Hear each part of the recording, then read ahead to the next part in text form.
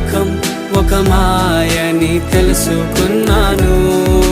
ఏది నా సొంతం కాదనుకున్నాను.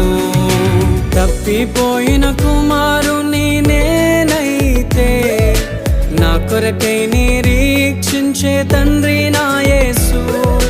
తప్పిపోయిన కుమారుని నేనైతే నా కొరకై నిరీక్షించే తండ్రి